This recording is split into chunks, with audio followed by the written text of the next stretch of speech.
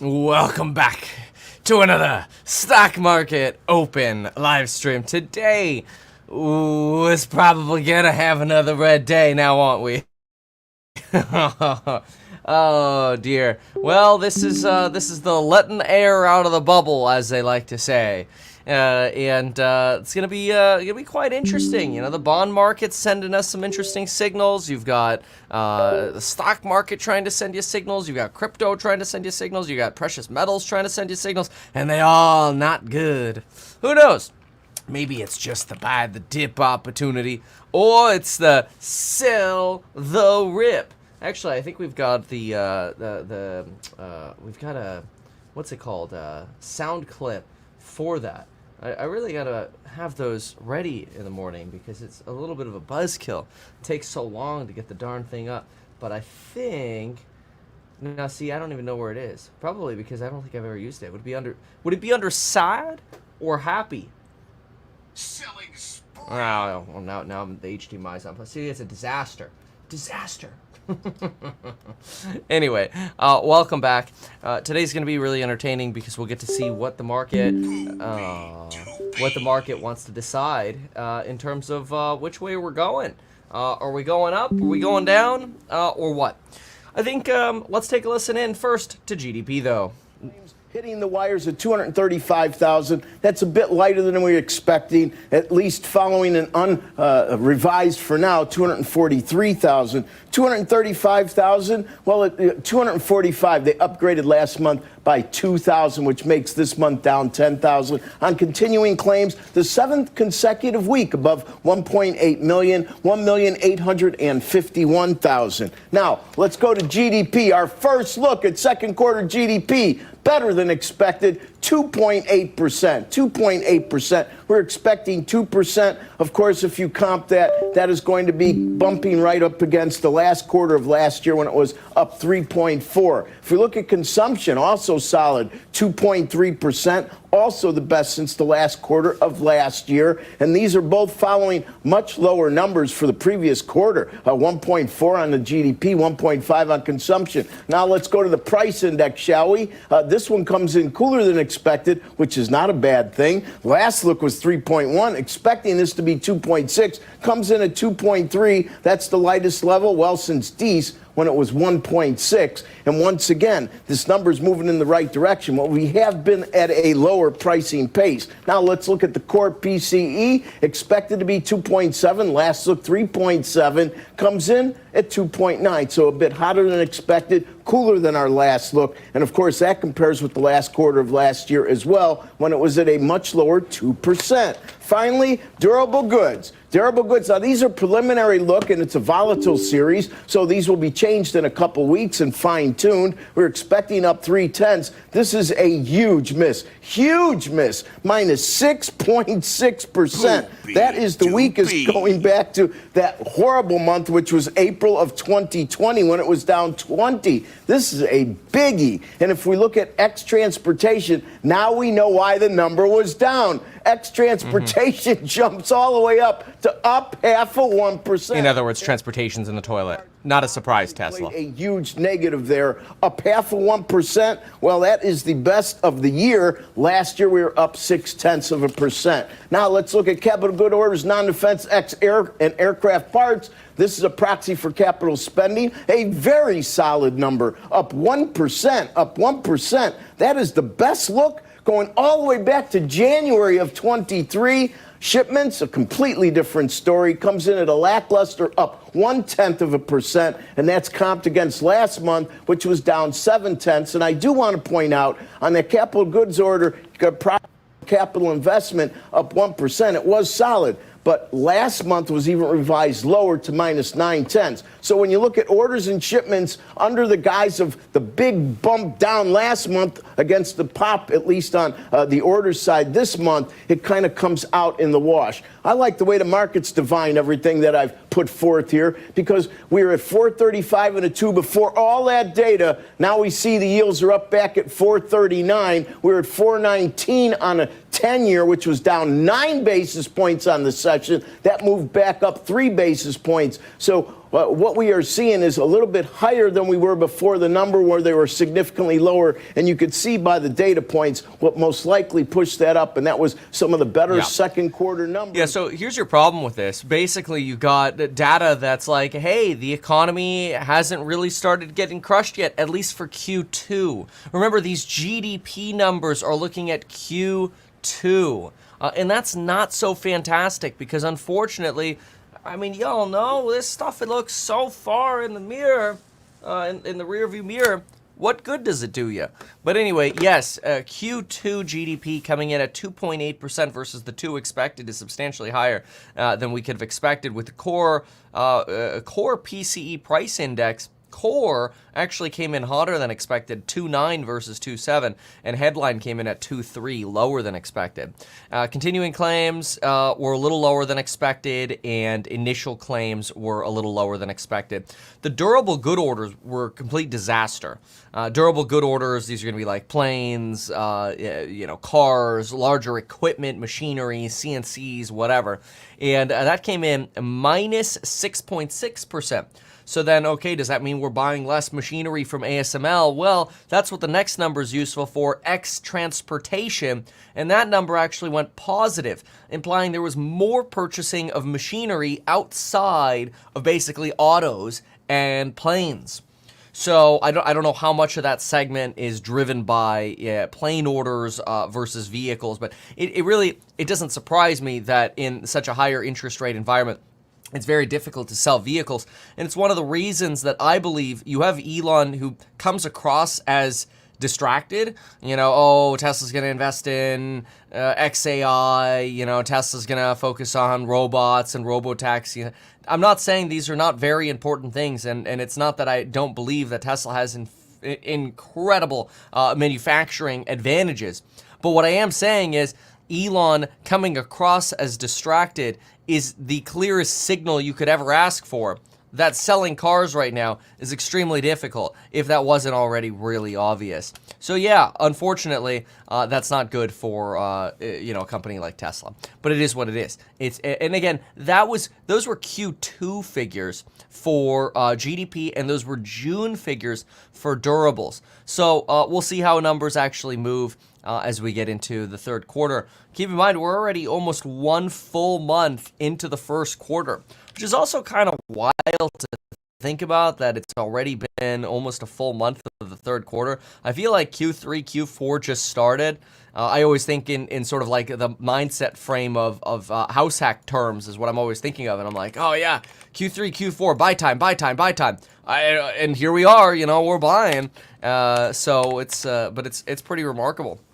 Pretty remarkable how quickly the time is flying here. Okay, so let's take a look at some of the pre-market here. You've got Tesla's down about 71 basis points. I'm sort of expecting a bit of a bounce going into the open. So far, it doesn't look like we're really seeing that bounce yet. You have the Qs trending up. Wouldn't be surprised if they try to go positive here. And we'll see what happens with, let's see, Las Vegas Sands. They reported yesterday down 2.43 in pre-market. ServiceNow, they say they're sort of your AI warehouse for software. They actually beat expectations, which is pretty good. And that's one of the reasons they're up about 6% right now. Chipotle was a frickin' poop show yesterday. I should potentially call it a burrito show. But look at this. The thing in aftermarket was up like 13 or 14%. And it just gave up all of it in the hour or so after. You've got 3 different price target cuts that came out for Chipotle, Raymond James, Wedbush, Piper Sandler. They are indicating that some of their pricing power is waning. They see resistance to price increases in California, which, obviously we know wages are going up in California thanks to Gavin Newsom, who has instituted this sort of floor of $20 an hour for fast food workers, except for fast food workers who work on bread, because that would hurt his buddies over at Panera Bread. There's a lot more to what I just said, but you can look that up yourself. Anyway, avocado prices should ease next year. Margin pressure is seasonal. We're going to try to offset it with efficiency. erases gains as it sees margin pressure coming in the headquarters here.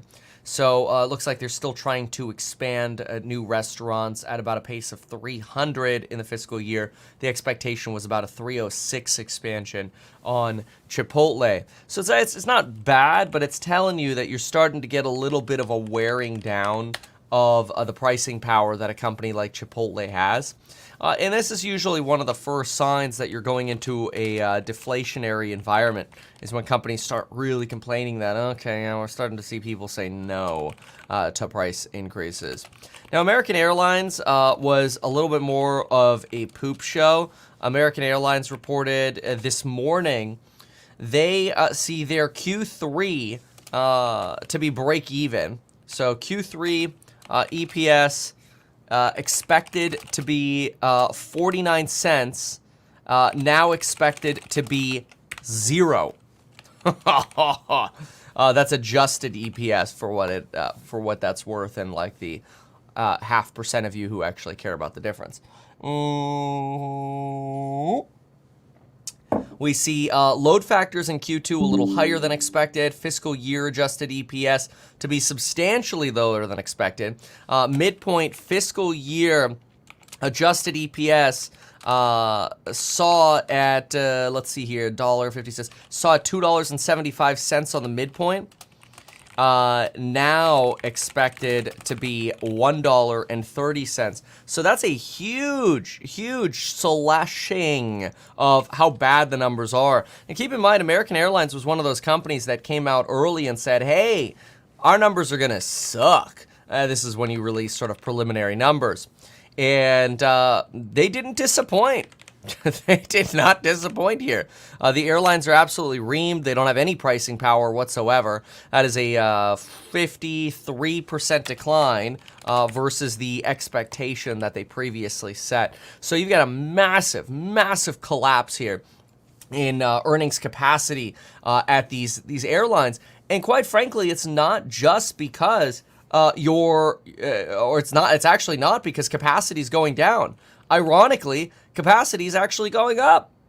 So you've got, let's see here, passenger revenue roughly meets expectations, and capacity in Q3 is expected to rise 2 to 4%. So what's happening is you're doing more volumes. You're just doing it with less profit. So higher volumes at less profit. This is a screaming signal of a lack of PP. Small PP. That's what you have here. Small PP. Where's the button for that? Poopy doopy. Yeah, it's definitely poopy doopy. But I found sell the rip. Sell the rip. Haha. Short PP. Little PP. Anyway, yeah, it's a disaster. And so what you're also, I mean, this is again, I mean, look, we've been covering this for a year and a half or more now. In the course member live streams, when we do an analysis in the in earnings calls, which we've done for years, we're like, okay, are these companies raising prices or dropping prices? And one of the reasons we came up with the Nike swoosh is because every single day, who does that? Who opens up an earnings call every single day? Almost nobody. We do it. And I do it for you in the course member live streams.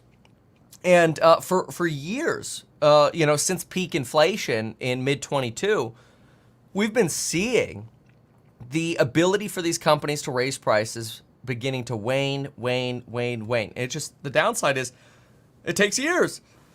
So here we are now 2 years into a disinflationary cycle, and what you're seeing is that disinflation is starting to destroy airlines. You'll probably see bankruptcies in airlines. I mean, think about it.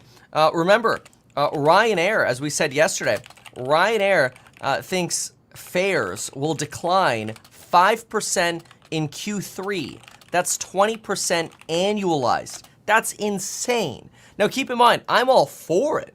I'm all for lower airfares, right? Like none of us want to cheer higher airfares, but I want to send a signal of what that means. It means these companies are going to collapse in price. Their share price is going to collapse. And unfortunately, you're going to eventually weaken your forward GDP numbers. So, Q3, Q4, Q1 GDP numbers, you start leaning towards recessionary figures, and you get layoffs, and that's how you get a recession. So everybody cheering for deflation just needs to know they're asking for a recession. And that's normal. That's just part of the normal business cycle. But yeah, it's a little poopy doopy. So I would argue that the more we see PP wane, the more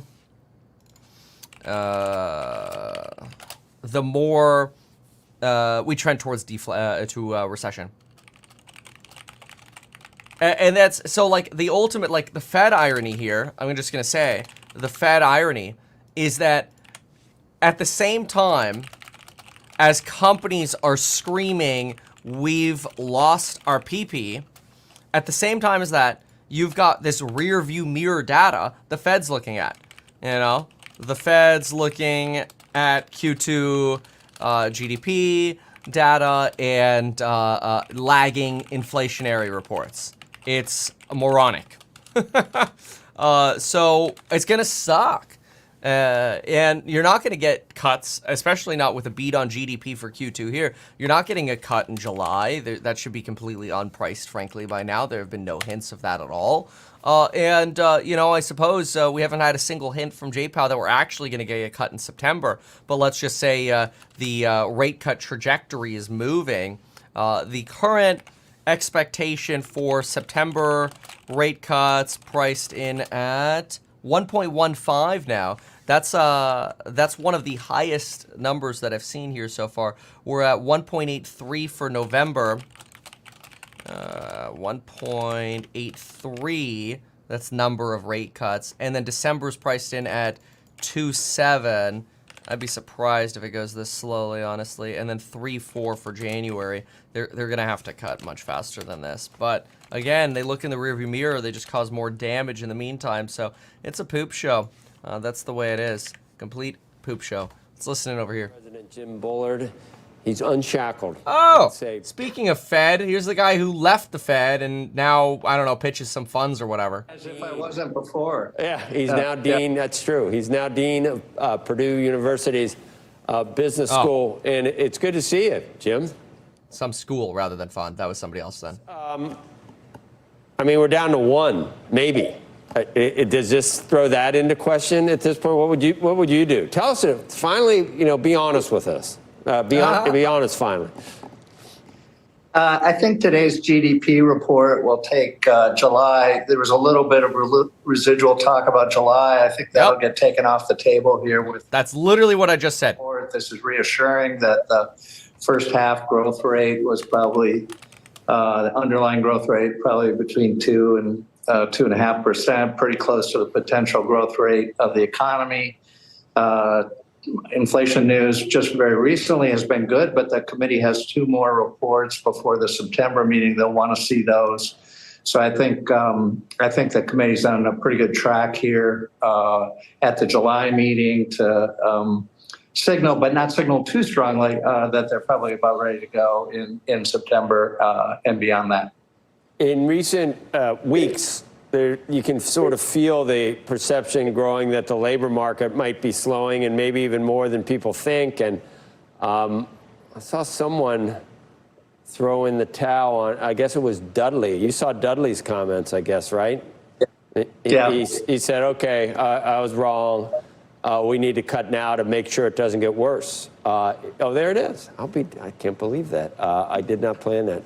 But the Fed needs to cut rates now to stem what could be something even worse in the labor market. Is that wrong? That could be wrong. I don't think the probability of a recession is any higher right now than it is in ordinary times. Of course, we live with the probability at any time that there could be a recession, that could be a big shock. But I don't think these numbers are really pointing to recession at this point. This is more normalization in the labor market. The number of job openings per unemployed worker a couple of years ago was two job openings per unemployed worker. That came down to 1.2, which is the pre-pandemic number, but that's still very high compared to when we were talking in 2013, 2014 period where it was way below 1. So I think we've got normalization in labor market. We've got inflation just 50, 60 basis points away from target. You've got the economy growing at potential. This is a soft landing, and the last piece of the soft landing is to get the policy rate back to a more normal level and get the yield curve upward sloping, which seems to also be happening. On almost any metric that you look at in terms of, if the first Friday of every month or the GDP numbers, it's been surprising almost for, I guess, at least a year, maybe 18 months. Is it good? Is it better productivity? Is it residual government stimulus? Is it the size of the Fed's balance sheet? I know, no, of course not, because you were part of that. But what do you attribute it to? How has it been so surprisingly resilient for so long? And is it because of good things or because of I mean, we did have inflation, and that's what happens when there's too many dollars floating around. Was that it, or is it productivity improvement? I'm optimistic that productivity is improving. It's notoriously hard to measure. Sorry, and I, my gut instinct is that you are getting pretty good productivity, but if you look at the numbers, they're not really there yet, and so we'll have to see if that story holds. I think another thing that happened here was last year you had this overwhelming prediction by Wall Street and global financial markets that the U.S. would go into recession in the second half of 2023 based on the problems. Yeah, I mean, obviously, everything's taken a whole lot longer than expected. Hey, Meowstar, thank you so much for sending over $4.99 here. If you're looking for a money market or ETF to invest in for basically cash, something to consider, in my opinion, is the VUSXX.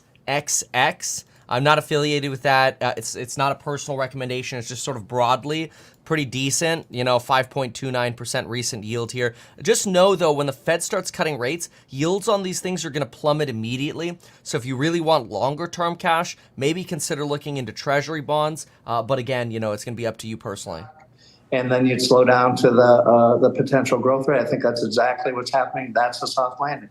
So you think that you grow rapidly after what we went through, but it just seems like it's been of a longer duration than anyone thought. Does any of it have to do with? I kind of agree with that. But this was, if you look at the charts, I mean, just a gigantic shock, and you really had to dig out from that. It was pretty much a V-shaped recovery as far as macroeconomics is concerned. You probably never see anything quite as V-shaped, but still, it takes a long time to recover from such a big tsunami. Interesting. I guess the infrastructure and the chips and IRA, none of that hurt in terms of stimulating some demand. I mean, we got a lot of that left to still spend, too. Did that have any percentage? Yeah, I was surprised the other day. A lot of that has not been spent, and I think it tells you that kind of expenditure is really more about the public infrastructure over the medium term and the long run, and probably doesn't affect business cycle type dynamics that financial markets worry about quite as much. So, yes, there's some public projects have moved forward, but many others have not, and that's if I recall, it's a 10-year package, so it's a long fuse on that. Well, you sticking with the Cardinals, or you're close? Who are you close to? Yeah. All right. Anyway, interesting. I'm actually kind of surprised here. I mean, this obviously he's not at the Fed anymore, but I think these Fed officials are blind to really the recession they're creating. I'm going to say Bullard was just on CNBC and suggests a recession isn't any more likely than it always is at this point. It seems like this reliance on backward-looking data is really convincing them. Let's see how that plays out. It's wild to me. I personally think I think this has been pretty clear for like the last 2 weeks. I mean, I made a big video on this on July 12th. So it's been like 13 days. I've been talking about this. Like, hey, like, I don't think this rotation into small caps is going to last. And I think we could end up having a market correction here. And, you know, I mean, the mainstream comments that people leave is, oh, Kevin, you're always predicting market crash. No, that's not true. Ever heard Nike swoosh? Like all the times I'm bullish. But it's funny. You know, I think a lot of people, they just read the headlines and then they're like, oh, I'm going to leave a funny comment. And then they watch the video. But whatever, you know, that's just sort of like the mainstream mentality out there, which I'm just used to at this point. But it's really interesting. Yeah, I see somebody here in the comments said, check out the gold silver chart. It's skyrocketed just in the last few days. And usually the gold silver chart skyrockets when people have fear. So the gold silver ratio is really interesting because technically gold could be falling and the gold and silver ratio could be rising. And the gold and silver ratio is sort of a fear indicator. And the reason that could happen is because silver just plummets even faster than gold falls. You know, I don't think in really a recession you have a one asset that's great other than, quite frankly, shorts. And I wear shorts every day, especially really short shorts. They're $18 on Amazon. They're great. But anyway, you know, you've got gold that just sold off about $100. You know, it's down a couple percent, but silver's down in the last like 24 hours, 5.5%. So you're seeing this move at the same time as the yield curve is sort of racing towards an inversion. Now that's slowed a little bit. Right now it looks like we are, yeah, with this data this morning, it's slowed a bit. We're now 16, that's still more than yesterday morning. So we're at 16 basis points inverted right now. Do I have that right? 4.4 minus 4.24, yeah. We're 16 basis points inverted. This sucker is about to go positive. You know, all it's gonna take here is the stock market selling off. The yield curve goes positive. I just want you to ask, where's your link for shorts? I should have an affiliate link for the shorts. I'll pull up the link for the shorts for you. I love y'all. Let me see here. Shorts. You have to type for men. Where is it?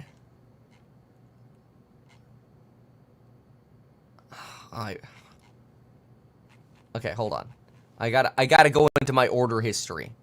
Hold on. Okay, here we go. Okay, that's not my account. That's definitely Lauren's account. Let's switch. Shorts. Oh, okay, short HDMI cables. Short hose. Short extension cord. Got it. Oh, they're on sale. They just had a price cut. Deflation, baby, deflation. Let's go. I look at these. Look at all these different colors you could get. I also really hate having this image on my screen because I don't want another dude in short shorts on my screen. But just try to go like this, and then just look at all these different colors you can get. $16.99, bro. Let's go. And they have a 4.5 star review, limited time deal. Let's go. Buy 2 or more, save 7%. It says. You know what? I'm gonna buy some more right now. So the trick with the oh no, the green ones are more expensive. Oh, it's only the black that's on sale. Oh. Dang. Oh, okay. Well, I'm gonna get some of the black ones. Buy 2 or more, save 7%. Yes, I will. Thank you very much. And I'm gonna buy 5 of them. Dude, $16.99, that's a good deal. And then I'm always tired with how long it takes for the laundry cycle to get done. So this is perfect. That'll get me through another week of running. Well, weekday of running. Let's go! Order placed. Okay. So, anyway, yeah, check out the Needs Essentials 5-pocket board shorts. 5-pocket? Holy smokes, man. Are you going to war? Is that for like all the extra magazines? Need Essentials 5-pocket board shorts. Oh, those are pretty nice. Nice. Okay, let's get off shorts and let's get into the stock market going down. So here's 13% on Ford. Then you've got the Q is actually up 13 basis points right now. Chipotle goes negative. Holy crap-a-rappa. Somebody says, is Disney a good buy at these levels? Bro, nothing's a good buy right now. Nothing. Sell it all. Sorry. Dude, okay, I'm going to give you one reason as to why I'm such a dirty little bear right now. Okay, I'm gonna give you the inside info. You know, what are we at now? I think the fund is at like 25% cash right now, and I've been screaming raise cash for the last 2 weeks. Been talking about it in the course member live streams, in our analysis. I've been very clear about my concerns. I've even set up if-thens. I'm like, if this happens, here's what I think happens next. So that way people can watch it themselves. But anyway, that's not a solicitation for any kind of fund. I'm not mentioning a fund. Don't sue me, bro. Where's my don't sue me, bro? Disclaimer. This is not personalized financial advice. Don't sue me, bro. Past performance does not guarantee, promise, or imply future returns. Evaluate your own suitability. Who the hell is gonna buy stocks before the election? Dude, nobody does. Nobody does. So it is like you're literally 13 days away from all-time freaking highs in the stock market. You think the hedgies and the fund managers aren't gonna book some tendies and then peace out until the election? Come on, it happens every election.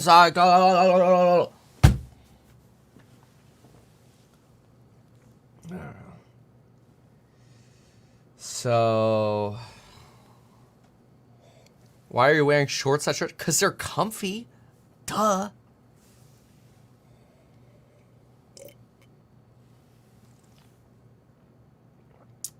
No, the good news about those shorts too is they have a liner. They're so good. I'll tell you, short shorts that are too short are those Tesla short shorts. Those are way too short. Like, you could put the Tesla short shorts over these short shorts. The Tesla short shorts are like half as big. Crazy. That's it. That's not even possible to wear.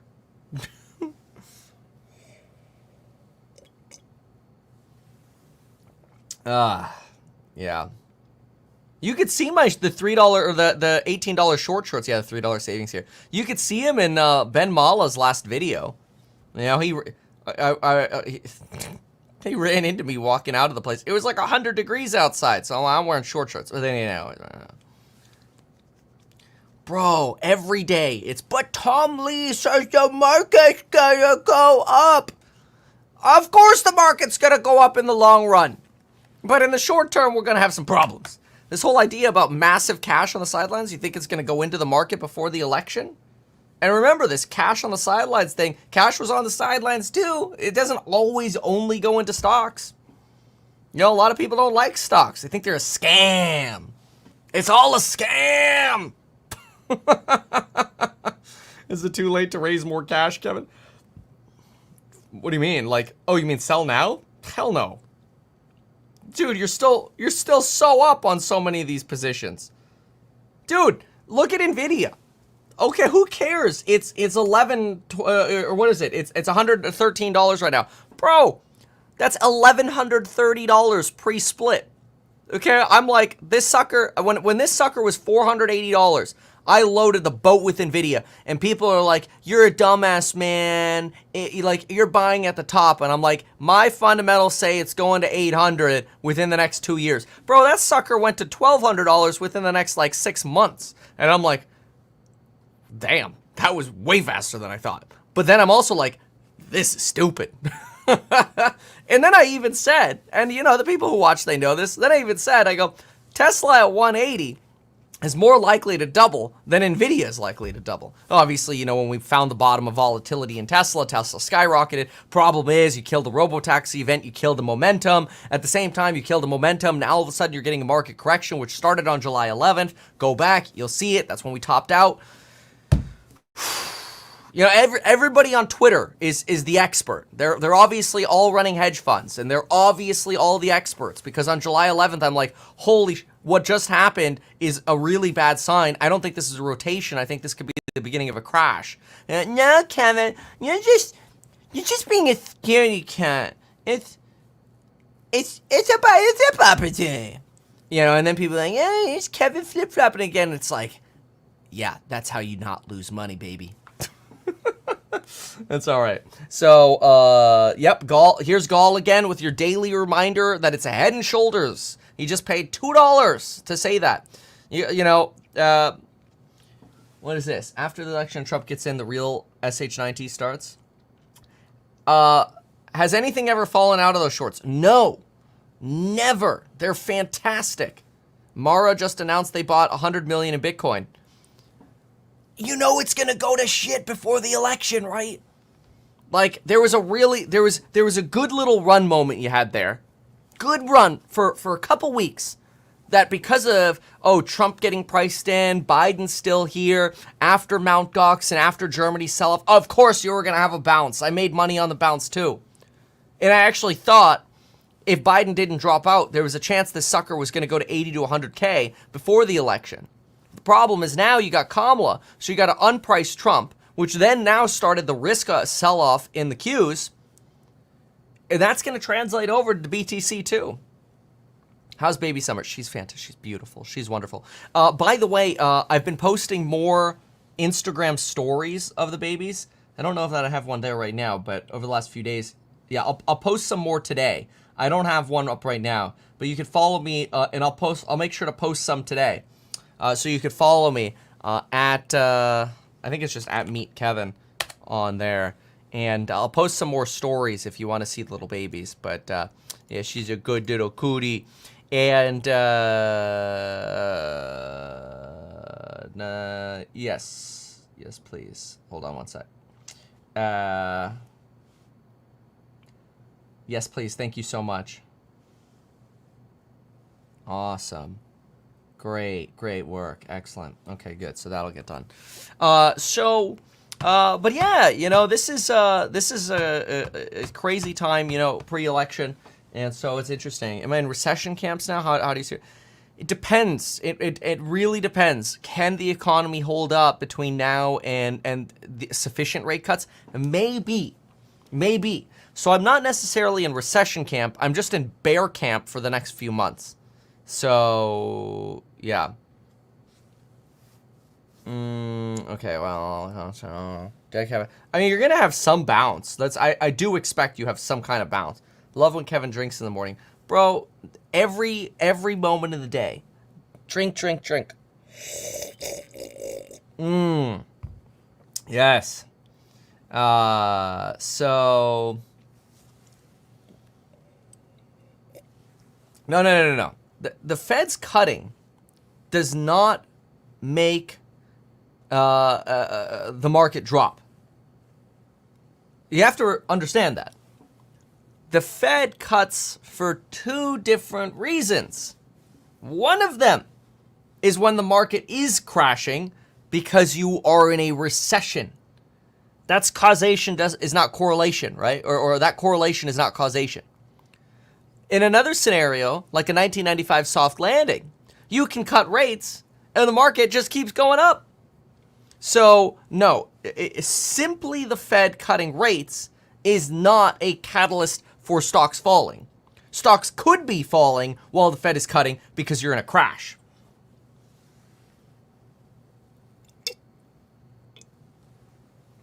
Play Tom Lee's interview. Oh my gosh. All right. Let me pull it up. Let's see if I can pull it up. Let's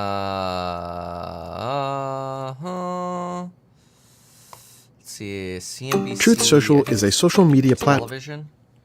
CNBC television. They always post so many videos. There we go. Okay. Oh, okay. Still thinks small caps are going to rise. Okay. Our next guest is Tom Lee. Thank you for being here, Tom Lee. I don't even know if you need an introduction at this point. People tune in to hear. Sometimes it's almost like a salve. And I think you're going to give us a little bit of that today for our wounds from yesterday, but not entirely, because you think the S&P is probably going to be flat for August overall. Yes, that's right. And that's unlike some of your recent calls about the S&P with friendlier inflation data. You've made some calls about some big near-term moves. That's not what you're saying today, unless you're talking about small caps. Yes, that's right. I think part of what we saw yesterday was, the rotation that's painful away from large caps. And I think Tesla earnings and Google sort of accelerated some of that. And I think there's been some uncertainty about the Fed's commitment to cutting, even though we expect inflation to fall like a rock. But when the Fed starts cutting, that's good for small caps. I do agree that I expect inflation to fall like a rock. Absolutely agree. And there has been, I think, overseas, some unwind of that Japan carry trade that's hurt the NASDAQ. But to me, this is why the S&P had a great first 6 months. Maybe it needs to consolidate those gains. Oh my God, Tom Lee is talking consolidation. Holy no, oh my, what? We're cooked. Holy crap, we're cooked. Hold on, I gotta tweet that. Oh my God. No, that's like Jim Cramer saying we're going to the moon. Holy oh my gosh.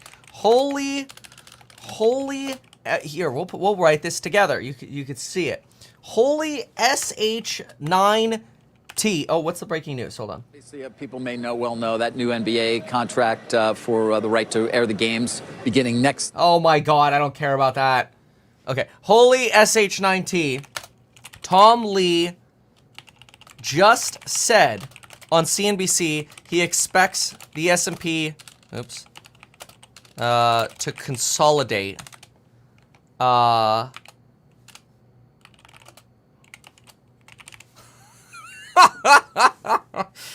my God. No. Oh no. But now Russell 2000 has an 11 median PE, earnings growth 800 basis points faster, and it just posted 11 days where 10 out of 11 days had a 1% move. The 9 times it did that since 1979, when you weren't in a bear market, we were up 100% 1 month, 3 months, 6 months, 12 months later. 12-month average gained 40%. This is his talk on the small caps. That's because you're coming out of a hole.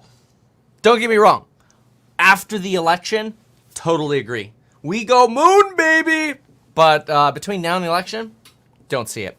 Anyway, okay, let's. Okay, that's the lawsuit. I want to get into some actual finance here. So we've got some institutional reports that we can cover, and then we have, in case you missed it, this morning we did get the warmer CPI, or sorry, warmer GDP for Q2. But again, this is just keeping the Fed hiking, or keeping the Fed higher for longer with lagging in the past data. Let me go into, I want to get, there was a piece I was going to pull up. It might take me a second to get it.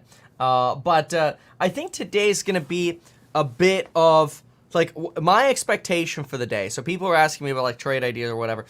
I don't have any options open right now.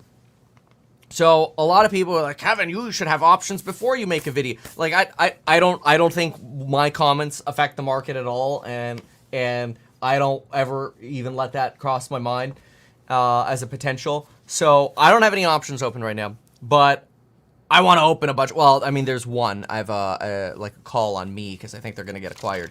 But other than that, I don't have any options open right now.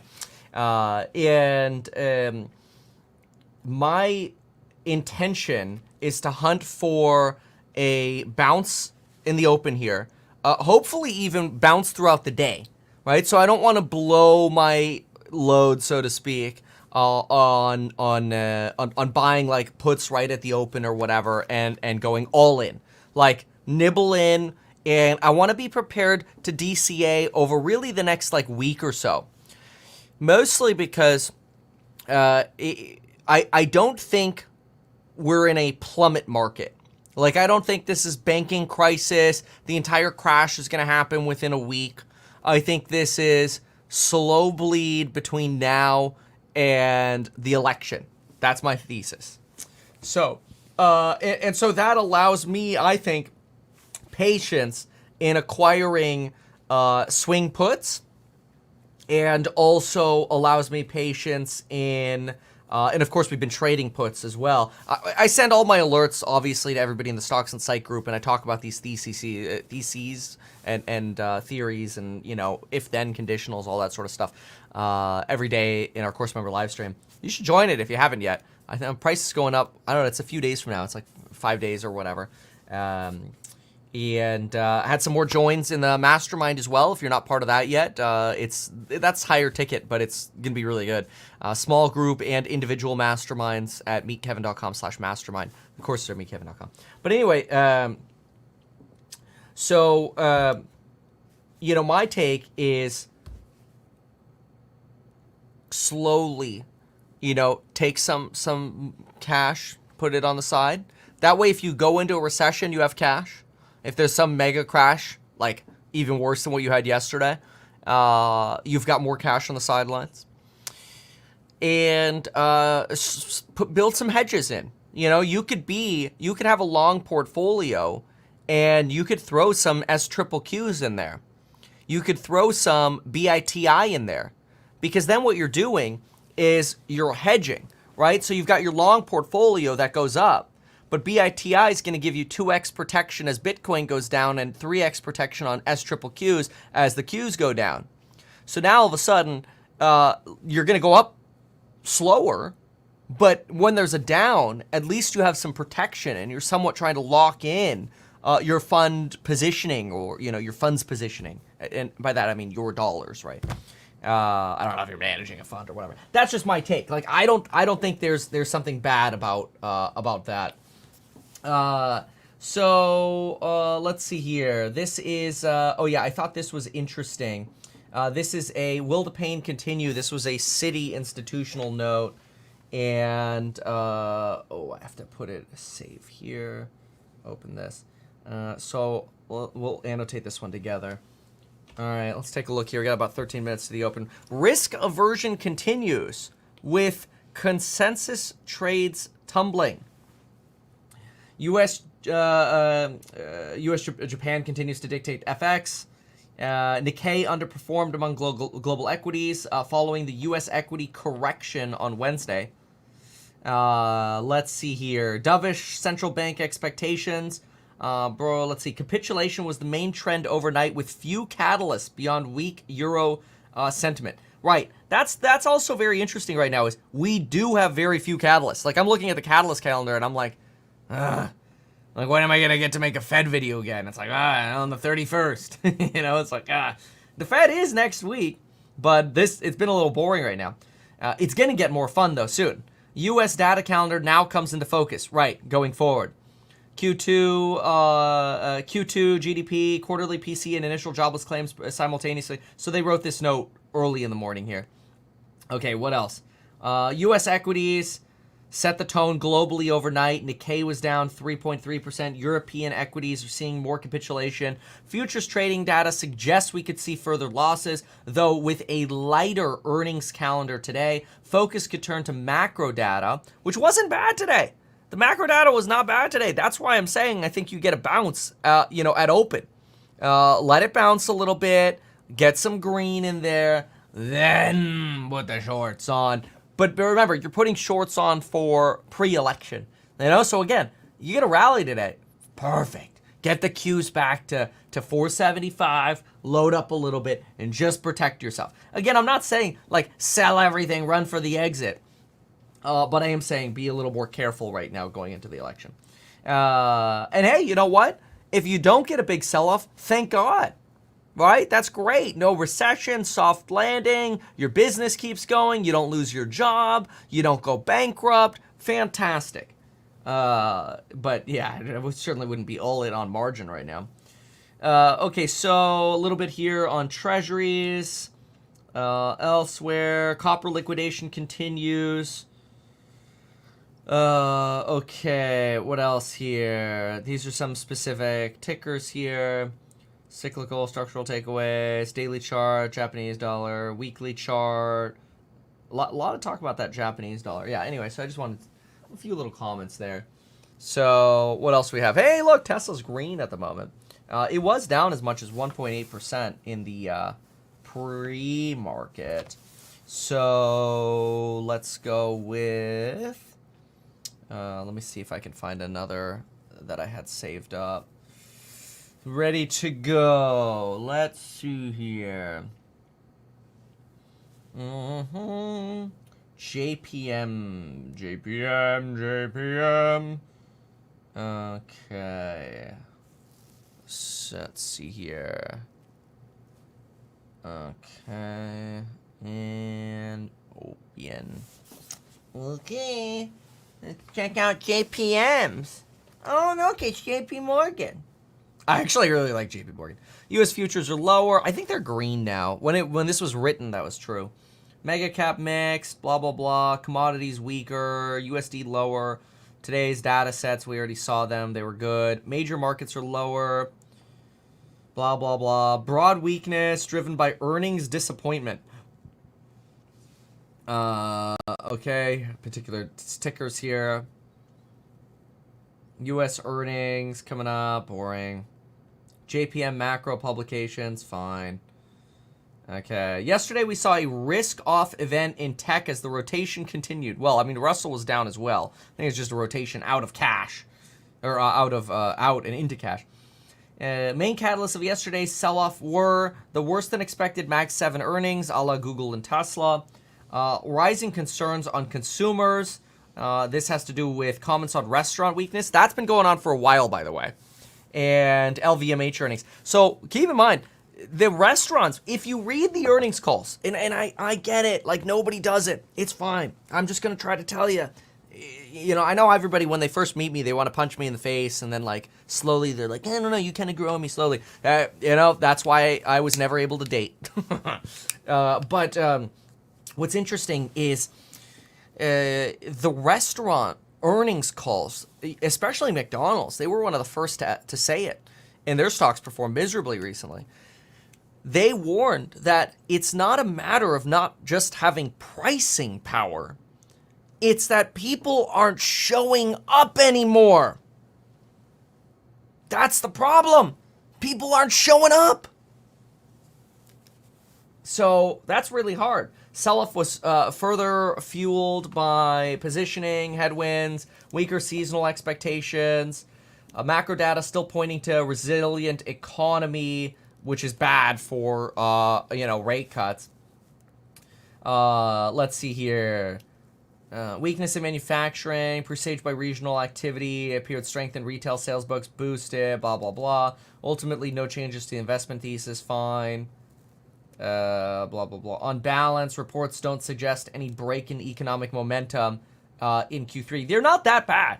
I will say that's why I'm actually nervous. It's like Google's report was good, and you had a huge sell-off. All industry employment measures, meanwhile, softened a little bit. In line with the 12-month average. We are 12-month average, by the way, very low for a typical economic expansion. Oh, this is an interesting line. Men approve of Elon Musk by 12%, and women disapprove of Elon Musk by a 22% margin. Yeah, that's interesting. Expectation, let's see here. Expectations for future output also rose in manufacturing and declined in services. Oh, by the way, on Elon, somebody sent me this, I don't know, I guess this Sasha guy or whatever made a post on Elon. It was one of the rare times I agreed, because when I first saw him talk about, or when I first saw Elon mention it, I'm like, this is stupid. What are you doing? And Sasha, who loves me, I'm not the biggest fan, but I know he's in love with me, says, Tesla investing in AI would be a huge mistake. Here is how this would look outside of the Tesla fan bubble. Elon Musk founded a private company called XAI that directly competes with a publicly listed company, Tesla, where he's the director on the same technology.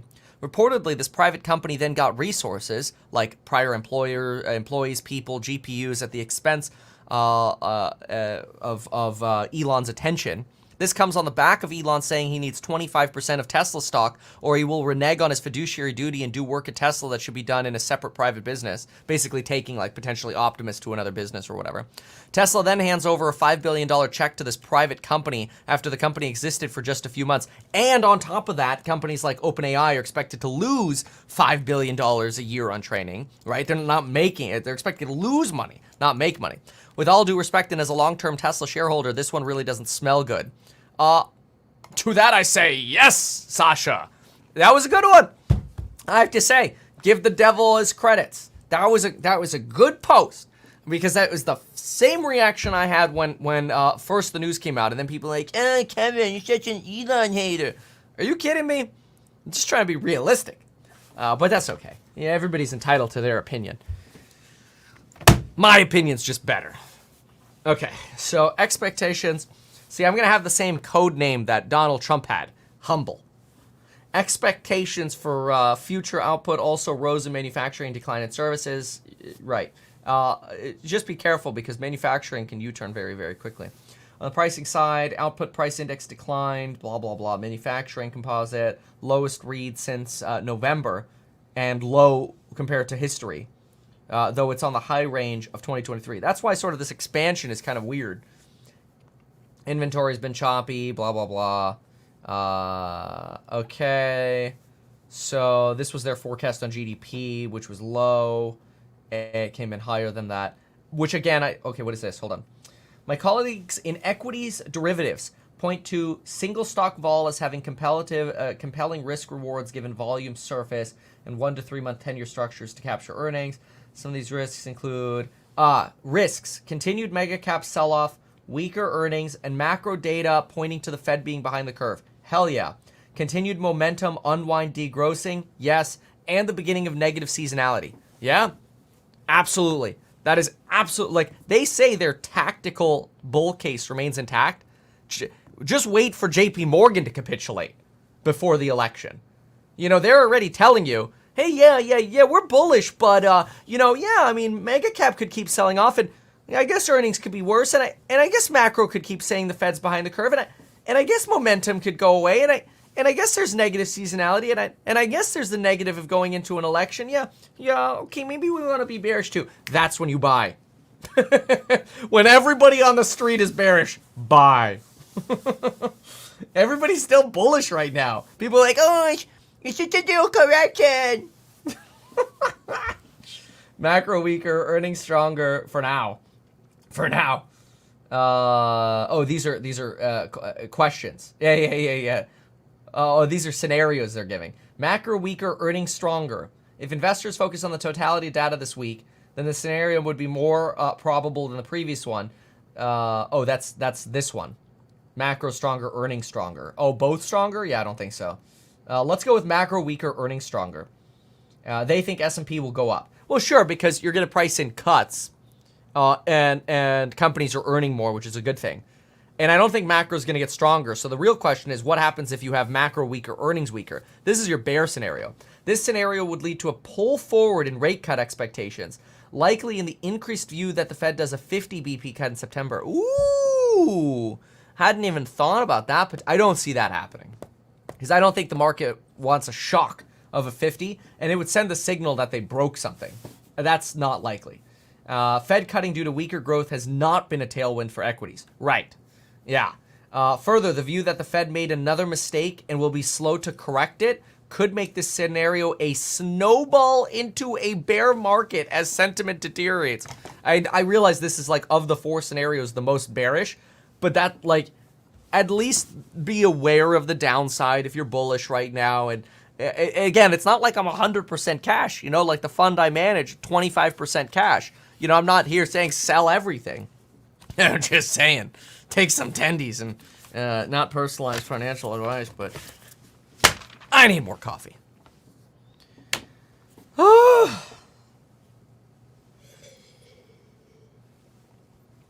right, I'm out of coffee. This sucks.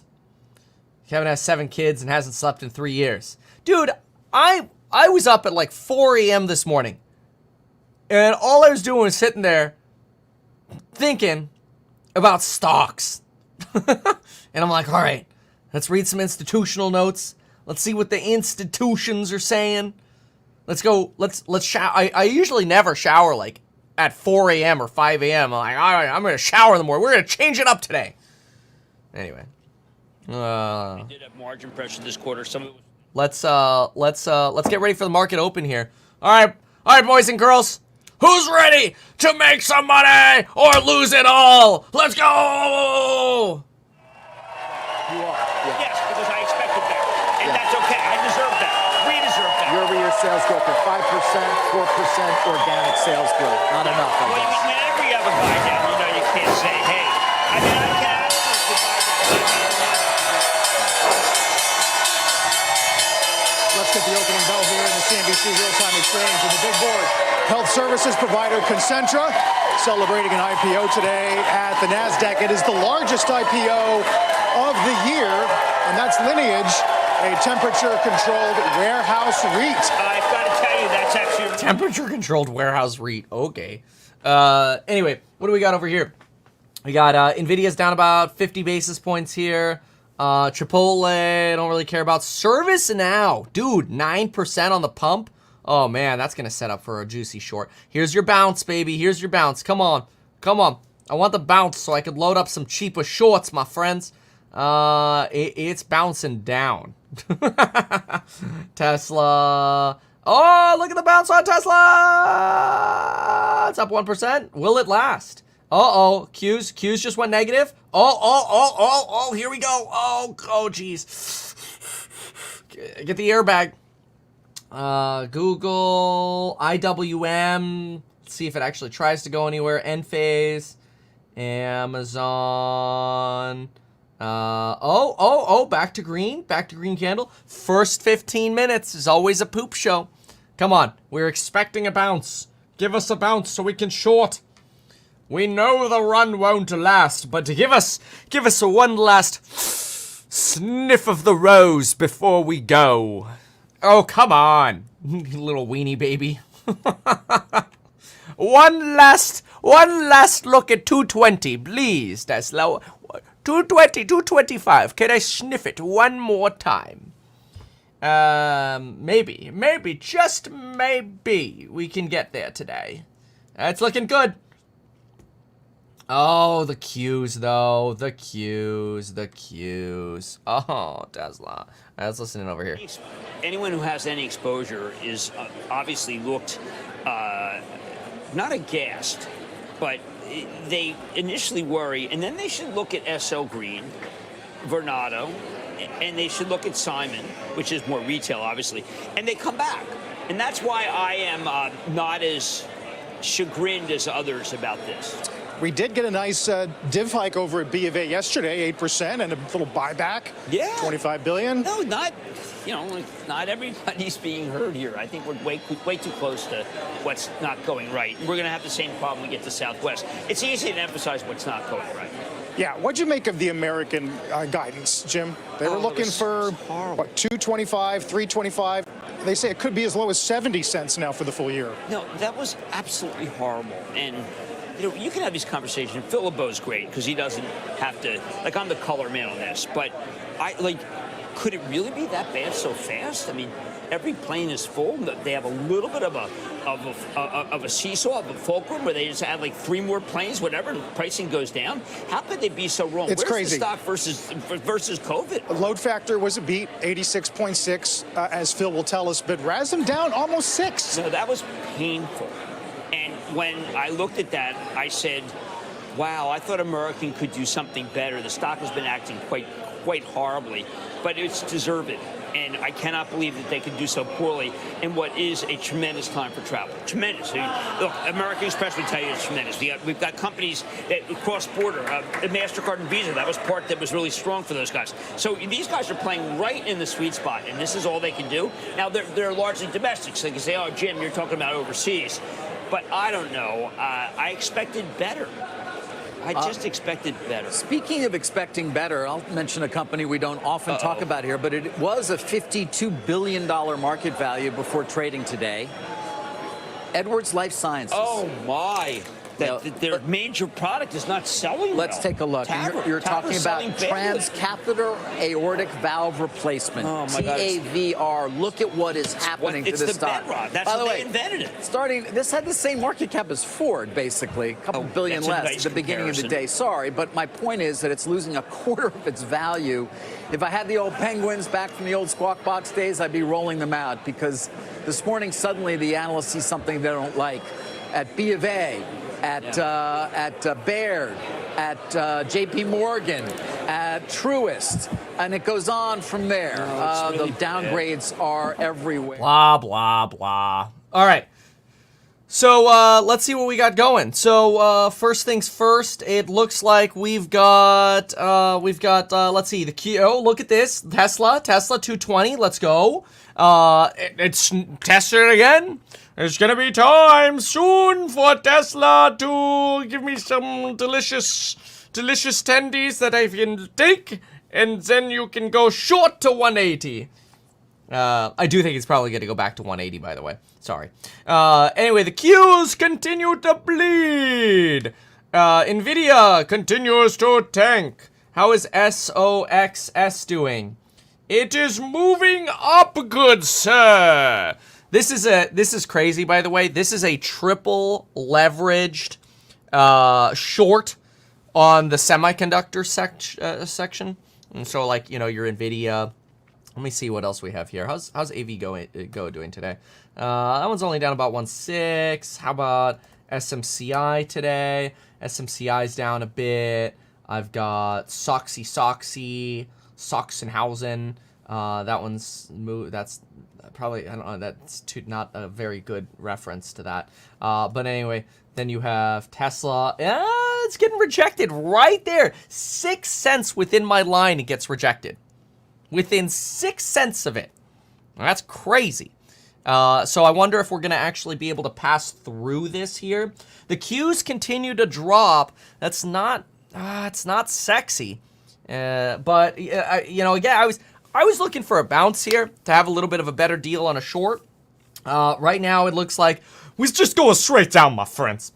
One of the things that I found is that 220 is a steal. Bro, how the hell do you figure 220 is a steal for Tesla? Hold on a second. 32% annualized growth for the company on EPS for the next 4 years going forward. So we're going to price in the next 4 years, my friend. The next 4 years we're going to price in.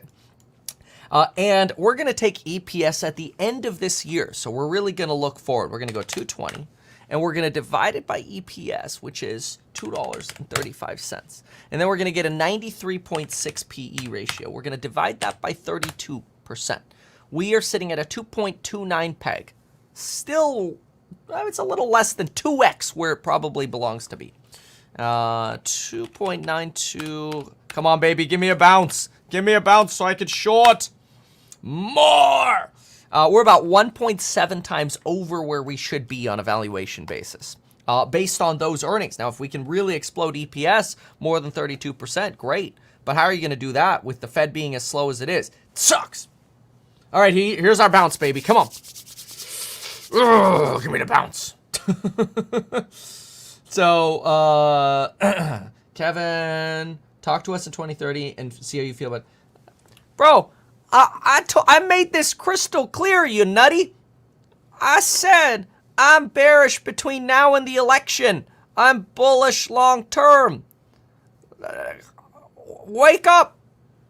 What are you bitching about? Anyway, so, okay, Super Micro is about 4. Let's see here. Google, 23 basis points. Vertiv, down off, I think they peaked at 100.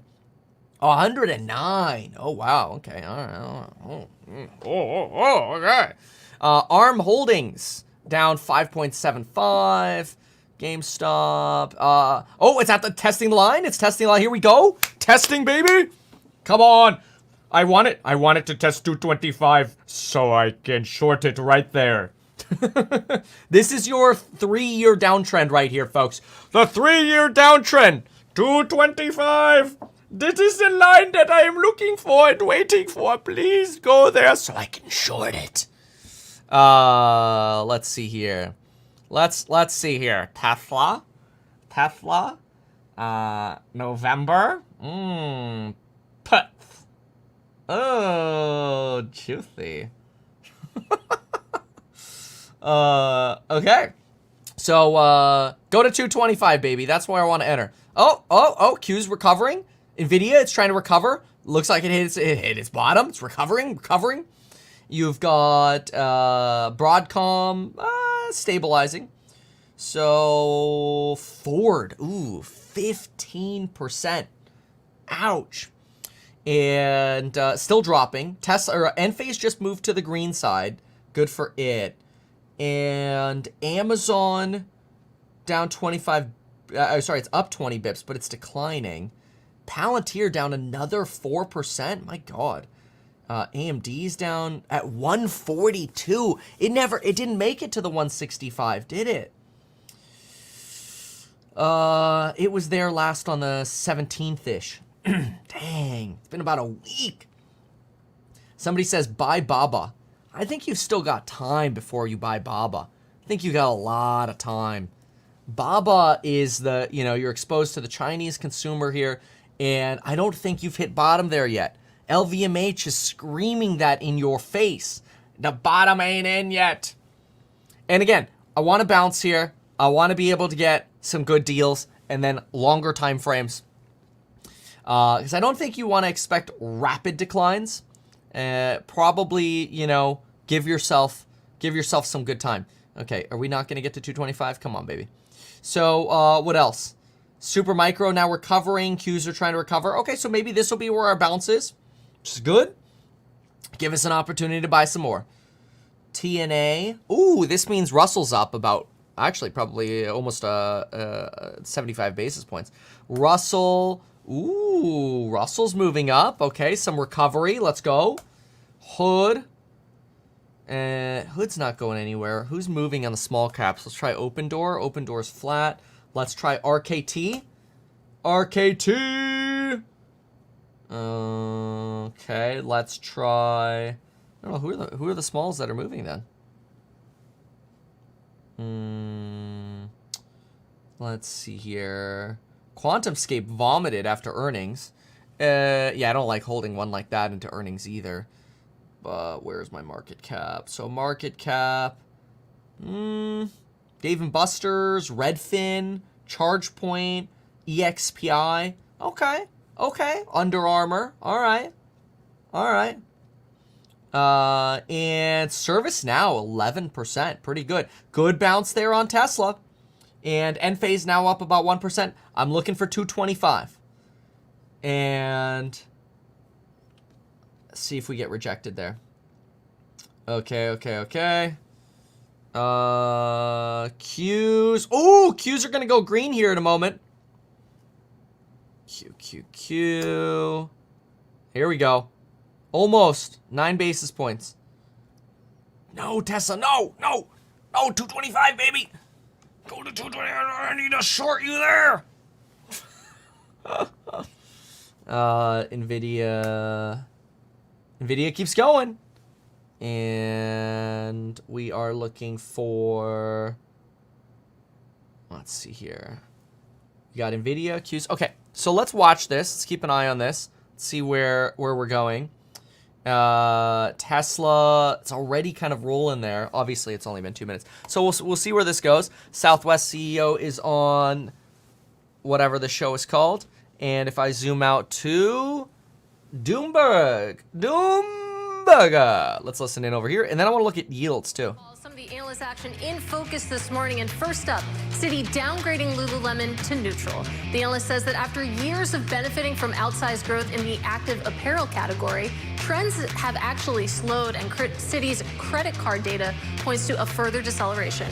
Now, next up, Macquarie is downgrading Warner Brothers to neutral, citing the company losing its broadcast rights to the NBA. The analyst says that losing these key rights means that it now loses a core content assets for both its linear networks and its Max streaming service. And finally, you also have another call from Citi cutting Sirius XM to sell. The firm cites a valuation dislocation, with the stock up nearly 60% from its recent low. Now, Citi says that the recent appreciation in the company's equity may be the result of a short squeeze, Matt. All right, excellent roundup there. Now, American Airlines shares are tanking, or they were taking a hit, I should say. They've now turned around, and it's pretty eye-opening to see them up 4+% because they slashed their earnings outlook this morning. Southwest as well, changing the way it's going to allot seats and actually reducing seat count as well. There are real problems in the airline industry, it seemed, with pricing power, and yet we see these two clients. Have you been listening to the Meet Kevin show? That's what we opened with. Aerospace, defense, and airline analyst for Bloomberg Intelligence. George, what is going on that, in the space of an hour after a company slashes its full-year earnings outlook, the shares... Deflation, good sir, deflation. Also, thanks for having me on. So I think that part of the story here probably is the guidance for capacity in 3Q. And so, what we saw is American... a lot of the U.S. airlines brought a lot of capacity to 2Q. American was in the upper single digits. Just levels of growth that the market just couldn't absorb. As we look at their numbers for 3Q, we're actually looking at its growth there. I think they're guiding sort of 2 to 4%. So that's something closer in line with GDP, especially, I guess, if the U.S. economy is growing faster in GDP. Southwest was also a growth number of 2%. They're expecting in 3Q. Those numbers are starting to get closer to where they ought to be growing. I don't know that they're going to turn around the pain they saw in 2Q entirely in 3Q with some of this, reduced capacity growth, but I think they'll start to ease some of that pain, and that's probably part of what's going on We here. need to pull up a one-day chart. This is a year of American Airlines, which normally I prefer There you go. a longer-term look. But right now, we need to show a one-day chart of what's going on with these shares, because you can see the movement, the volatility has just been pretty large. I mean, we were down at 920, and then we were up at 1080 all of a sudden. So I think the one-day chart, the GIP, which is graph intraday price. Anyway, folks, if you want to see exactly what trades I make, or you want to get alerts, whether it's a rebalance in longs, or it's shorter-term alerts, can't guarantee you make money, lose money, but the idea is to give you perspective. And a lot of people, they look at it and go, I listen to what you're saying, and I make up my own mind, and I think that's fantastic. Yeah, my goal is just to provide information, but if you want those, make sure you're part of the Stocks and Site group over at meetkevin.com. Did want to, we got to get into some more analysis here in just a moment and some of these other news tickets, but did also want to quickly, if I can pull this up, do a quick little shout out here. Dave, thanks so much for joining a few seconds ago. Welcome, Dave. Todd, Nicholas, that's an email. CCH, welcome aboard. Lucian, Nicola, Tyler, Tony, Jesper, Christopher. Christopher, bundle deal. Thomas, Jay, thank you so much for joining. And there's another one. What is it? Probjot. I definitely screwed that name up, but anyway, thank you. Thanks for joining. We'll make sure to provide you as much freaking value as possible. That's the goal. Provide more value. That's my trademark, baby. Yeah. Also, it's also a great time where a lot of people ask, Q&A on like house hack. Although we could do that here too. Like if I see house hack questions, I'm happy to answer those as well. But usually people don't seem to have questions. I think people are like, yeah, we got this. Let's do it.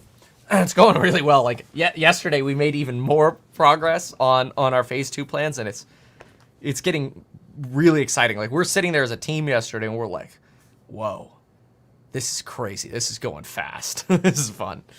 So I think we're all pretty excited. Anyway, all right, let's go hop on over here. And Mike, I never got a shout out. Mike N, welcome aboard. How much is the membership? I don't know. It's like probably like $580. You pay once. It's not a recurring fee. I don't like recurring fees. I get it. I get the whole subscription model and stuff. But personally, I've always been of that mindset, and so I just said, you know what? People pay once. They're in for life. And the price goes up over time, and they're guaranteed. So, like if for whatever reason the price were lower, you get your money back, the difference. But otherwise, the intention is that as the value grows, the price trends up. Okay, so I want to look at treasuries here quickly. So let's do this together. Let's see what we've got. So, I mean, this is pretty simple, just seam to sizzle's an easy way to do this. I actually like, the way they set this up over here. I think they've got a pretty good setup. So, you've got 4.5 points down on the 10. And what I really care about is the spread between the 2s and the 10s. 2s on top. And just type in 2-year. And then you're looking for this yield right here, 4.4. So, minus out of 4.40. 4.24, and you get 16. So you're 16 basis points inverted. I think we'll probably steepen out to where we get, what's it called? A positive inversion here pretty soon. Or I guess that would be no inversion. So stay tuned. Okay, Canadians need a shout out. I tried giving you a shout out in Toronto, Max. So that's on the 2s, 10. Let's look at caddies coming up. So next week is going to be wild. Give me a sec here. Let me pull this up. Next week's just going to be crazy. Let me see what next week has for us. Next week, we're going to be looking at University of... Okay, no, that's this week. Tomorrow, we'll get PCE, consensus 0.1, 2.4 on the year over year. Then will be University of Michigan later on the 26th. JOLTS come out on the 30th. That's the day before the Fed meeting. Then you'll have ADP employment change at the same time as you have the Fed meeting.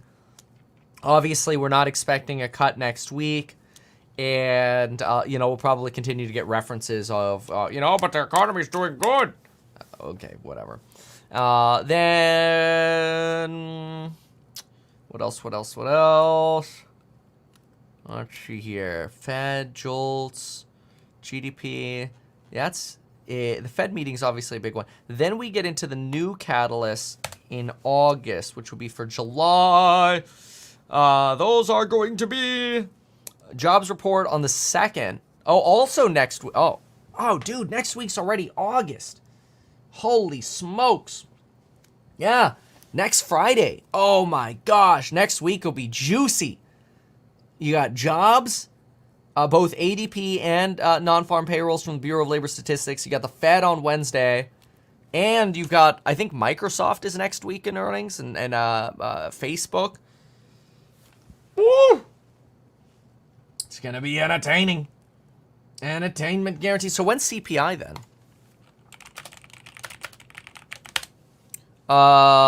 So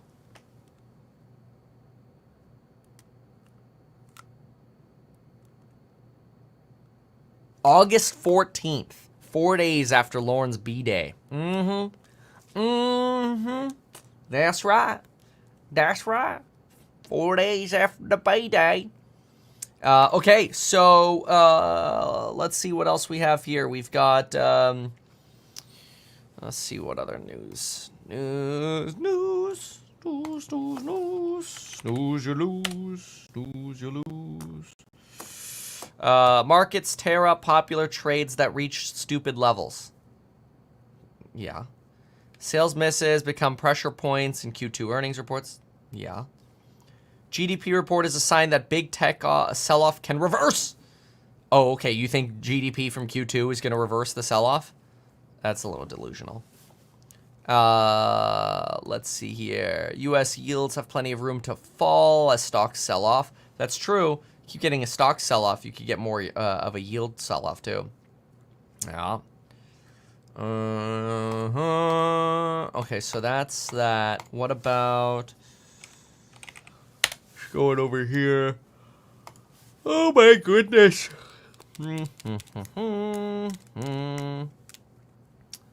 Ford falls most in 4 years. Chipotle to splurge on bigger portions to keep diners happy. Oh, that's why they were complaining about margins. Yeah, I got a burrito. No, not a burrito. I got a bowl the other day. It was like fajitas. I like to call them fajitas, and you know, chicken and steak or whatever. And I open it up, and the thing was like half full, and I'm like, yo, what the hell? And then other people in the office are like, oh yeah, no. You gotta ask for extra fajitas. And I'm like, so ordering the normal portion with double meat does not fill up the bowl. It gives me half a bowl. And they're like, yeah. And I'm like, I don't know. Maybe that's just an anecdote, okay? The plural of anecdote is not data. So please, Chipotle, don't sue me, bro. Don't sue me, bro. Here we go, ready? Don't sue me, bro. You see? Do you see what I'm wearing? The market is collapsing. I'm wearing don't sue me, bro. Oh, goodness gracious. Fish fajitas are the best. Tommy, you nut! I talked about the portion problem a month ago too, you little weenie baby! But Chipotle just said they're going to increase portions. That's the difference, you nutty. A month ago, their CEO's like, nah, man, our portions are great. There's no portion problem. Now they're like, okay, yeah, we're going to go with bigger portions. That just happened yesterday. I'm way late. Did you read the earnings call? No, because you'd rather bitch over here. All right, so where were we? Let's see here. Trump not firing Powell anymore. Who knows? So what else do we have here? Donald Trump will speak at the Bitcoin conference. It's gonna tank after the conference, okay? Bitcoin's gonna go to poop after the conference. That's my bet. I'll short it too. Lauren and my son share the same birthday. Let's go. What else do we have here? I ordered a burrito. Last time it was half the size. Ouch. Let's see here. Well, Etsy earnings. Oh, when does Etsy report earnings? Short Domino's. Bro, Domino's is way better, not as a stock, but than Papa John's. Papa John's, I'll never forget how they screwed me on Christmas Eve 13 years ago. 13 years ago, they screwed me on Christmas Eve. Those bastards, I never want to order from them. The problem is, my son Jack demands Papa John's, and every time I get it, it sucks. Domino's is so much better. It's Papa scam. Etsy earnings are July 31st, 11% expected volatility. Small pulte. That's a good one. Lang F Tan says, Kevin, you are a clown. And that's like a compliment. He's basically calling me like the boss of the clowns. Look at that. Kevin, you are a clown. Lang F Tan probably says ATM machine as well. The automated teller machine.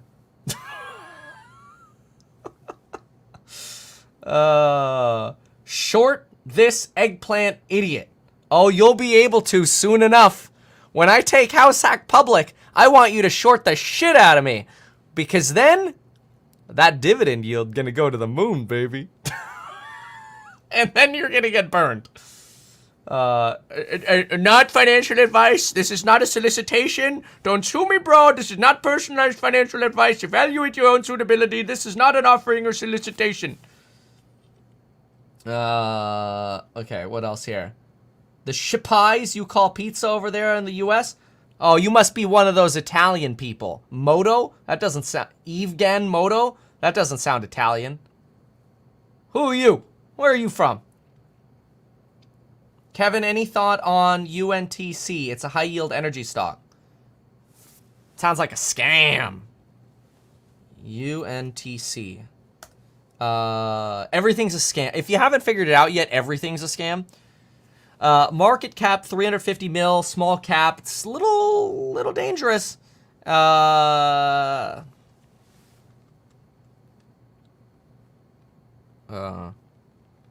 will. Okay. All right. So let's see here. Oh, stop! You went to short that week. Oh, yeah. It has gotten expensive. Things have gotten expensive. I will. Holy crap! I'll tell you what's not getting expensive. Jesus Lord! How did this just crash so much? Oh my God! I wasn't even paying attention. Holy crap! Oh my God! What's going on? Wow. Okay. Almost down 1% there on the Qs. Looks like the tech sector crashing a little bit there, and wow. I mean that's a little bit of a rough little sell down you got there. Now I'm getting notifications. U.S. stocks extend falls. Tesla's down. The Qs are down. How about the small caps? How are those suckers doing? And let's find out here. So looks like you've got. Rocket Mortgage 164. You've got Open Door 145. Alibaba. Welcome to the Hotel Alibaba and Casino. Who knows where that's from? I think I've asked that before. Like, y'all know this one. At this point, you already know. So I'm already in House Hack. Nice. Good for you. Somebody here. Somebody named Stefano Fantuzzi wants me to believe he's Italian. Yeah, you probably are. Let's see here. Let's see here. Tesla puts rockin' now. Are they really? What's Tesla doing? I'm excited to see you take House Hack public. I don't know that House. It depends how early it's public or how late it's public, right? Like if House Hack doesn't go public until late, you know, in the 2030s, then the valuation could be higher because we're acquiring assets, right? Like the valuation is going to be based on its book, plus how good the business is at making money. So if you take House Hack public very early, its valuation could be much smaller, but it would be, you know, based on a smaller book, obviously. But then it just, you know, it creates some other pros and cons. When House Hack goes public, you need a shirt saying, "Don't short me, bro." Yes. Who? I always tell my son, he's like, "Do you really want to short?" No, I shouldn't say it. I shouldn't say it. I'm not going to say it. I'm not going to say it. I'm from Argentina. U.S. pizza is scum. I mean, there's some pretty good pizzas around the world. I'm not going to poop on other people's pizzas. I'll poop on some people in this chat, but I ain't going to poop on other people's pizza, okay? There's some pretty good pizza around the world. We got to do like an international food tour. Yeah, that's it. Unfortunately, everybody's just going to go bankrupt right now because the market's collapsing, so maybe that won't happen. I don't know. But anyway, what else? What is this? Thoughts on SQQQ straddles? Grow some balls and just go straight short, man. Remember, you should be hedging your portfolio with shorts, you know? It's like, and it's not personalized advice. It's just my opinion, is that you hedge a portfolio with shorts. And the benefit there is, oh, Sarah's dressed up today. If I hire yielding currencies, which is the dollar, because the U.S. economy is doing better than Japan. We've been higher for longer on the rate front, so that's been the gap. That has started to unwind in a very sharp and violent way because Japan is set to raise interest rates next week, and the Fed is set to hint at cutting interest rates next week. And when that unwinds, it unwinds a lot of the popular trades that have been, this is a funding trade, that have been funding the equity market rally. By the way, remember when I was saying I was going to short Tesla? I shorted Tesla. But I also have some other shorts too. Then you see other major trades that have worked, like gold, like Bitcoin, like stocks, all go the other way. So part of the reason I think that you're seeing that plunge. So what are we seeing today? Well, there's a little bit of relief, and potentially that's why you're trying to see the stock market come back. Although there are other factors. We should hit GDP, right? GDP was pretty solid overall at the number. I think definitely better than economists were looking for at 2.8, and they were looking for... It's a scam, Sarah. It's Q2. From the previous quarter of 1.4%. Personal spending, which is the engine of growth in this economy, the consumer, 2.3%. Not too bad, and it was a pickup from 1.5% in Q1. And I hate the word Goldilocks, but it was kind of Goldilocks in that the inflation numbers were also more benign. They do core PCE on a quarterly basis. The pricing index was 2.3%. It was a drop from 3.1. If you look at core, if you strip out food and energy, 2.9%. And that, Carl, is a real step down than what we've seen. And certainly from the first quarter, which was 3.7%. So the Fed is going to like this number because it shows them the economy is holding up, the consumer's holding up, and inflation is moving back to target. We'll get sort of a fresher monthly look at PCE tomorrow. But this quarterly number, so far, so good. It's still above target, but it's moving in the right direction. It gives them the breathing room to not feel like they have to urgently cut next week, but they can signal that the cut is coming. Inventory's added almost a full point. That's true. I mean, you take that out and it's a lower GDP number, but there were some really strong signals in here. Did you see CapEx? Capital expenditures, 11.6% growth in spending on equipment. And a lot of that was software spending as well. 5.2% growth in non-residential fixed investment, which is also reflects the spending on commercial construction, equipment, and software. So positive signals despite the fact that inventories definitely made it look better. Software, but also data centers and chips that go in them. All I of mean, it. my God, the numbers themselves. It's boosting our economy. That's what this is showing. I would expect it would be. When you talk hundreds of billions, that can have an impact. And the question is it's doing it without an inflationary effect so far.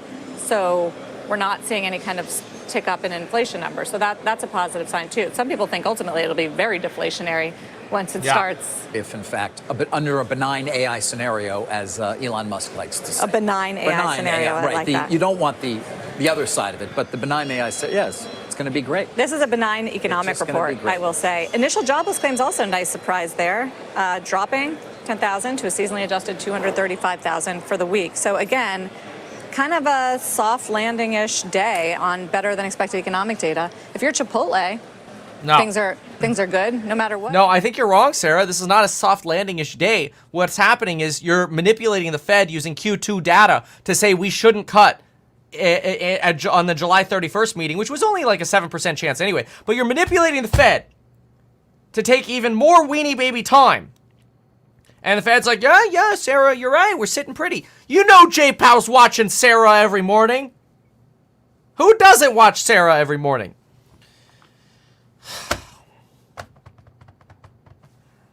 All right. Let's try Doomers. That allows that to continue, which might make an eventual recession more painful. All right. Lauren, great to get you on the program. I hope you can come and visit us here in the studio soon. Lauren Goodwin there of New York Life Investments talking to us about these choppy markets. Take a look right now at what's going on with the Ford Motor Company after... No, I don't give a crap about Ford. By the way, yesterday somebody was bitching at me in my Discord. And so I had to bitch back. We were talking about Bitcoin yesterday. They're like, but Kevin, the last month Bitcoin's been going up. So, and I'm like, yeah, duh. Because you came off the Mt. Gox sell-off, and you came off the Germany sell-off, and you were pricing in Trump. Those were great bullish things. Yeah, guess what? Guess what's happening now? Well, first of all, the reason you had that giant freaking sell-off was because you don't have a lot of liquidity in that market. That's scary. Like, you didn't sell that much Bitcoin, and you tanked it from 70K to like 52,000. That's Germany and Mt. Gox. They didn't even sell that much, and ETF flows were positive, and it still freaking crashed $18,000. What do you think is going to happen to Bitcoin when the market actually has a real pre-election sell-off? It ain't going to go up. I'll just put it that way. And I'll put my money on that. If I'm wrong, I'll lose my. That's okay. I can be wrong. But near term, between now and election, Kevin a bear. Kevin the dirty bear. I'm gonna dress up in a bear costume and I'm gonna go skiing. Actually, I don't really have anywhere to ski because in November I'm not gonna be a bear anymore. In November, it's all gonna go to the moon after the election. I think the best time that you write this on your calendar, okay? Open up your, y'all got one, okay? Open up your phone right now. Put it on the little calendar app for Halloween. No, October. No, November. Election's 5. No, before. Okay. You know what? F it. Halloween. Is Halloween on a weekday? Hold on. Put it on the. I'm just picking a day here. It is. You know what? November 1st. Put on your calendar. Kevin says November 1st, best time in your life to go long call options, baby. Not personalized advice. Oh, and then make sure you put right behind that. Don't sue him if he was wrong. And if he's right, he won't ask for a dime from your attendees. Is that a fair deal? You get to keep all your attendees. But I think that's when, like around that time, November 1st, October 31st, peak fear, baby. Peak fear. We're looking at another big down day for stocks. All right, Abigail, thanks very much. Definitely a big down day for Ford. Take a look at the 5-year chart of all the automakers, and Ford has dropped a long way. Stellantis is still up, over the last 5 years, about 35%. Ford, about... Diana Jackson says I'm a dirty bear. Hell yeah, I am. Bearish right now. Also, we're going to talk about NASDAQ earnings with the CEO and chair, Adina Friedman. She joins us. We'll talk about the IPO market outlook, as well as their other businesses really diversifying and making a lot more money. This is Bloomberg. No! Always ads. These people always have ads. I freaking hate ads. Hey, by the way, have I reminded you about the coupon code on Building Your Wealth expiring next, I think it's like Tuesday or Wednesday. Anyway, a lot of folks joining. Thank you so much for joining. Get all my buy-sell alerts. This morning when the market opened, I went short 3 different securities. All of those are green because everything fell after I shorted it. Let's go! So if you want to see those alerts, I can't guarantee you'll make money, but check those out over at meetkevin.com. Let's see, how's this one doing? Oh, it's almost up $1. Let's freaking go. Oh my gosh. Oh, dude, if it's up $1, oh, I have 500 contracts on it. Let's go, baby. Print. Anyway, so not every day is a good day. Just saying. Let's listen to CNBC. Check out those courses if you want to learn more. What about bank failures? Because Powell said major banks pass, not regionals. I think it will cause right shoulder. They already know how to solve the bank crisis. So, like, we already went through a dress rehearsal of the banking crisis. We already went through it. So, all they literally have to do is the same thing they did last time, which is bail out the frickin' loser banks by printing infinite money. They printed money last time. They'll do it again. And then guess what? It's over. Like, banking crisis is not a crisis. It's a joke. Yes, I understand. Like, you have an 08 with derivatives and stuff, but we're not like an 08. I think the cracks are elsewhere. You know, you could argue commercial real estate, reasonable crack to argue. Regional banks, bro, JP Morgan's just going to go buy them all up. JP Morgan is probably begging for bank failures because they're just going to go in there and they're going to buy wedge deals. Bro, I want one day to make my own bank and be able to go around and buy other banks. That's probably at least 3 months away. Okay, many years away. But I love it. Like banking, Jamie Dimon, like all this. It's so freaking fun. No. What's new? No. Do not donate $10 and say you appreciate my financial advice. You appreciate my non-personal financial. And I literally just wake up to watch your live talks and I'm printing money. Oh, congratulations. That's great. I like how Gall donates $5 and has to explain what the euro-dollar market is. I like it. Let's go. You know, that's actually testable. If you're in the, if you go for finance licenses, I think it's the Series 65, they test you on the euro dollars. Don't pull a grant. The difference between investing in a bank and making your own bank is you have control over it, not some jackass third party that's gonna rug you. See, that's what I love about House Hack. It's like, I know I could do this. Of course, there are always gonna be haters, but that's okay. It's actually a great thing because I don't want weenie babies ever to invest with me. You know, I need people that want to hop on the bus, and I'm driving around the bus, and we're going this way, and we're going this way, and we're going this way, and we know where we're going. We're just like dodging potholes, and we're driving around, and the people in the back are like, "Yeah, man, is this all the turbulence you got? We're here for it." So, anyway, yeah. I'm gonna turn the volume up on this now and stop talking. That's too wild an expectation, and so we feel that this rally can last a little while, but eventually, what rally? It has to peter out. And so the last point I would say is that everybody points to the fact that rate cuts and then small caps benefit the most. But if you look at the last, 13 interest rate cutting cycles, small caps have never done well.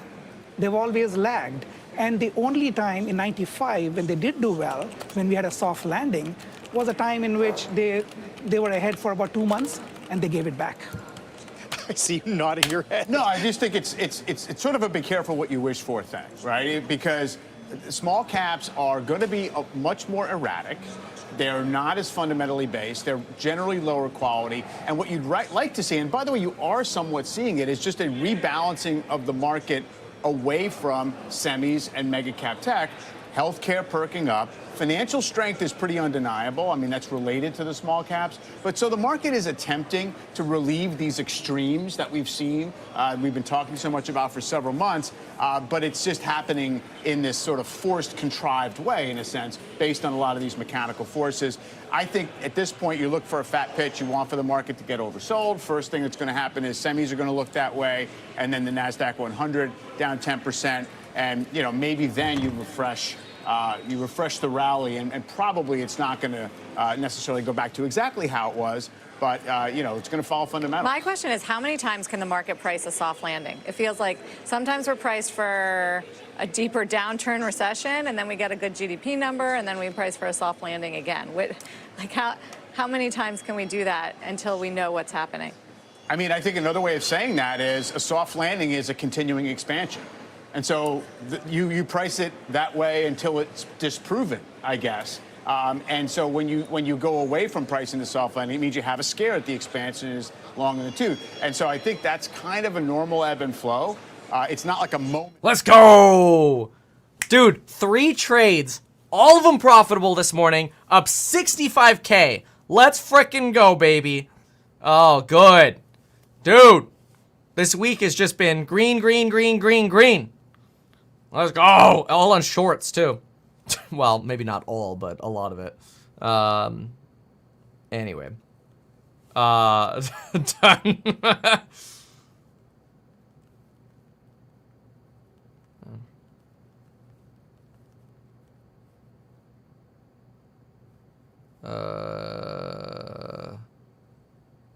All right. Let's go. Let's frickin' go. Again, no guarantees you can make the dollar hollows. How is my phone not charged? It's at like 55%.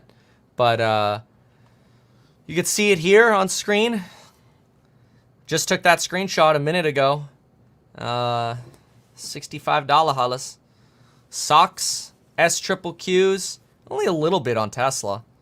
But we took it. And there's my stupid 23andMe. I'm waiting for these suckers to get acquired. I've been holding on to this for like a month. And I think it's like an October or something call. I think somebody's gonna buy them for all their data. I have this crazy bet. But whatever. So okay. Alright. Oh god damn. Daddy gonna buy some Mai Tais today, baby. Actually, no, you know what I'm gonna do today is I'm gonna buy some schooners. That's what we're gonna do. Have you ever seen a schooner? Schooner. Oh man.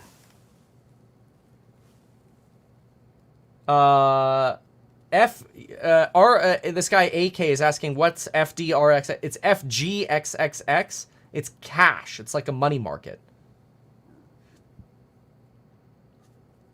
Yeah.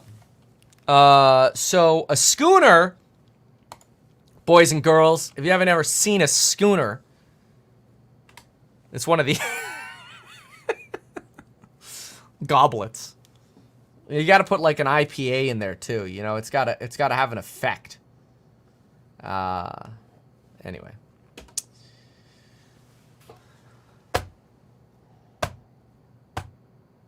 So, a sailboat?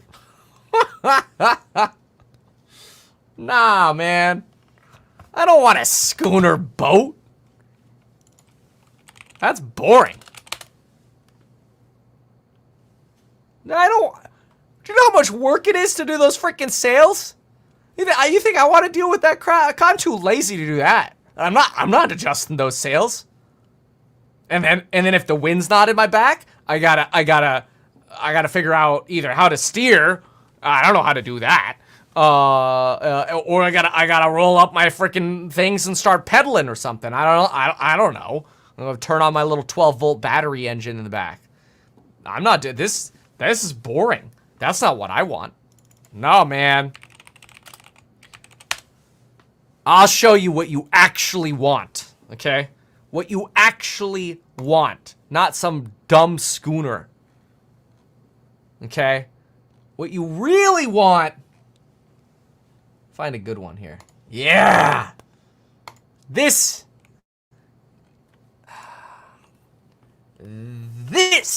is what you really want. A helipad on your yacht. Oh, yeah.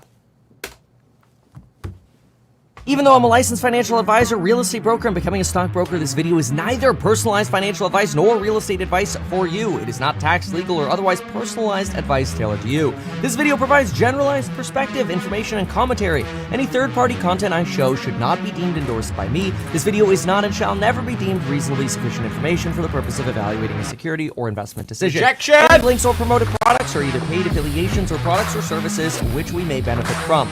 I personally operate and actively manage the ETF and hold long positions in various securities, potentially including those mentioned in this video. Elon However, tweeted? I have no relationship to any issuers other than HouseHack, nor am I presently acting as a market maker. Elon tweeted! Everybody, get on your knees! I'm on my knees! Okay. Elon? What do you say?